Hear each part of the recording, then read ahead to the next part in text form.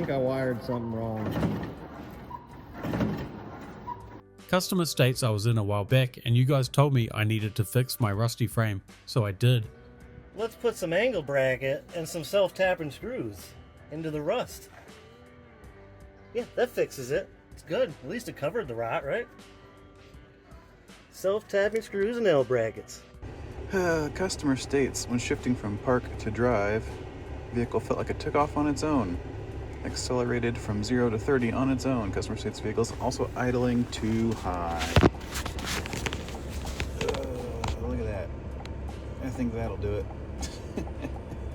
Customer states it won't rev and it's blowing white smoke. Yes, that's the air filter. Customer states my trailer harness stopped working and wants it fixed.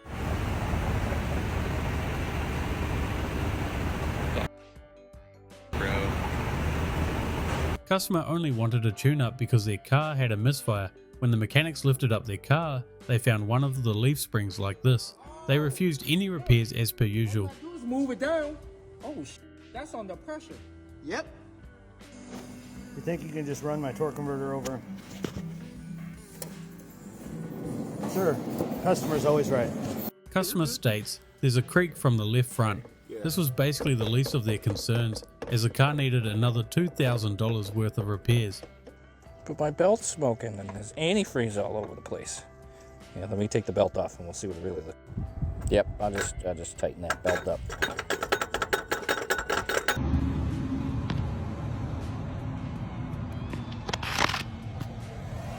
Customer says engine is making some noise. I wonder why. Of all the things to puncture your tyre, a valve stem is an interesting one.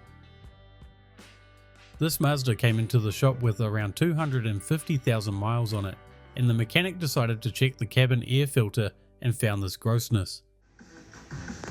Look at it. Oh, a bird. That is just, that's what it should look like. Yeah, definitely. That's a 400,000 K old genuine Mazda pollen filter. Customer states my AC doesn't work. It makes a funny noise. Could you give it a recharge? I said, weld it to it. I can't get it off of there. Wow. I just think this AC compressor maybe. Here you guys go.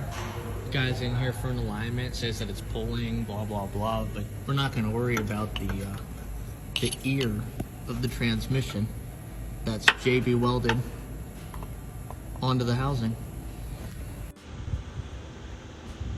Well, you know, some people are playing chess, some people are playing checkers. Yeet. This vehicle came in for a transmission leak, as you can see, but totally failed to mention anything about the drive belt being in this state. Customer states my 2012 Prius has a weird knock. Mate, that's more than just a weird knock. Time for a new engine.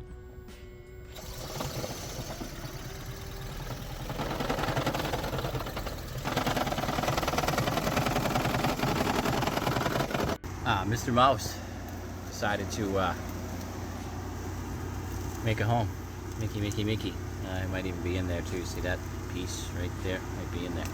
But I have never seen one this jam-packed and full of jute like this one is. Like, talk about fully stuffed to the brim. And then there's nothing really else in the box. But we wonder why there was no airflow. He was stuck in the recirculator door. Sorry. Not what you want to see after the engine just came back from the machine shop. The left one doesn't work. It just clicks once. However, if I turn my lights off and then do it, it works. But watch. And now everything's flashing. Right?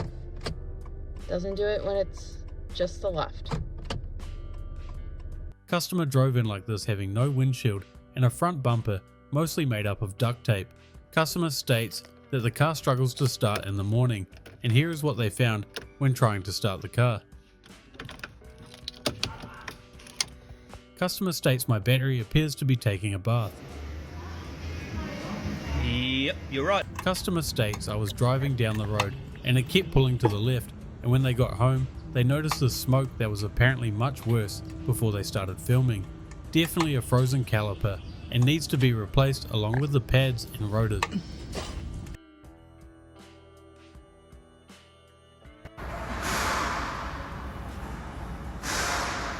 At least all these oil leaks will help protect the car from developing any rust issues. Take the first step toward visual freedom with a free no obligation assessment. Discover Glass's free site with our institute. To learn more, call 0800 99 2020.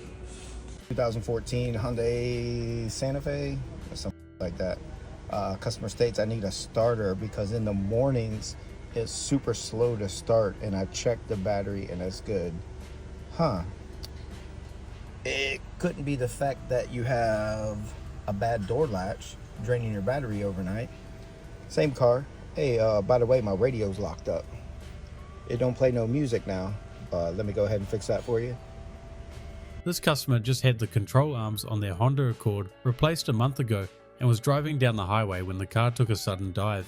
As you can see, the ball joint completely snapped off and pulled the CV with it, and saying that they didn't hear it or feel it getting worse before it let go. But do you guys think it's partially on the shop for not checking it a month ago? Customer states, my car's leaking a weird fluid. Already cleaned a lot of it, but it's everywhere. I had a wheel bearing done somewhere else and they broke the clamp off the axle. Doing this Wagoneer wiring harness. Check it out. There's the old one, the new one,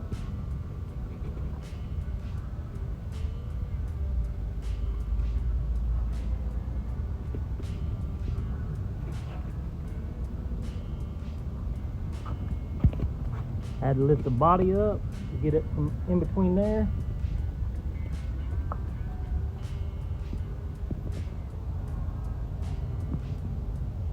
This vehicle came in for a cylinder 1 misfire, and it was a fairly easy diagnosis. It ended up being a snapped coil that was arcing. I think there might be a problem right there. I don't know. Might have to check it out. Maybe that's right. This vehicle came in having a bunch of error codes and the dash was completely blank. After doing some investigating, the mechanic found some dodgy wiring and decided to follow it to see where it led. Into a harness on some yeesh looking stuff, and there's power wires running through. Enter car looking for wires, and whoa, look what I find. It's just an open power wire that's with other wires and those, and a bottle cap sitting back here just arcing around. This is the whole reason why you don't do that. Mechanic's mate came in saying he can hear all sorts of noises coming from underneath the car, and this was what their shocks looked like. I mean, that was hanging on for dear life, surely. Quality BM parts there, guys. And they're original. Shocking. Just when you think you're doing a simple timing chain job, and it turns into pulling the head because a bolt broke off in the head. What a lovely day. Customer states slight vibration. Please check my brakes. That shock's blown out. There's no more bushing up in there anymore. That shock's blown out. Metal to metal. Ah, there's more metal to metal. Let's get to the fun stuff. Like a rotted subframe, or at least what's left of it. Broken sway bar link. Front strut's blown out. CV axle's blown out. Also, no sway bar link there either. Look up there, you got... Mechanic's wife said the engine squealed like a stuck pig, and it doesn't sound too bad now. Just wait till you see what's in the oil pan. That's not good. This mechanic was looking for an apparent popping noise on their auntie's car, and I think they may have found it.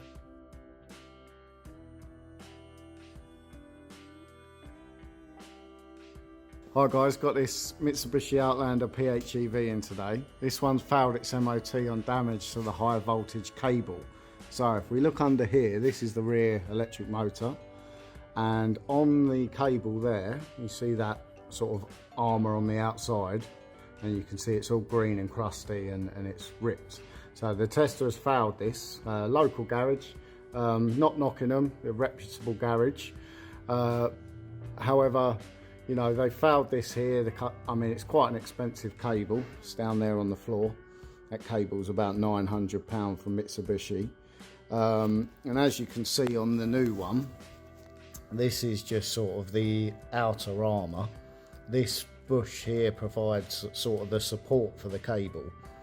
So, I don't know. What do you guys think? Any testers out there? Would you fail this? This vehicle's low oil pressure light was turning on after the customer did an oil change only 2 weeks ago. Looks like they don't know what an oil filter is. Customer states their 2014 Subaru Forester has a death wobble at speeds above 50. At first I thought it was the wheel bearing as usual, but it turns out it was the control arm bushings, as you can see here.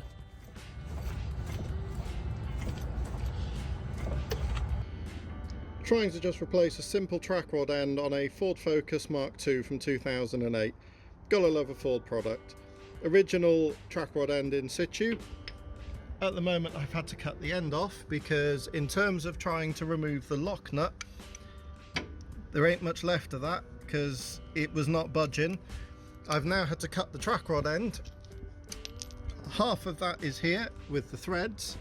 The other half is still actually stuck on the end of the track rod. Doesn't want to come off. I've tried heat, I've tried impact guns, I've tried everything, and this just does not want to budge. You can even see a mark here from where I've been trying to hold it with a set of mole grips. Not having it. Gotta love a Ford product. Thanks for watching another episode of Mechanical Nightmare. Hope you enjoyed. Remember to like and subscribe, and also check out our other channel called Garage Gold. We take a look at funny and interesting cars for sale on Facebook Marketplace. I'll see you guys in the next video.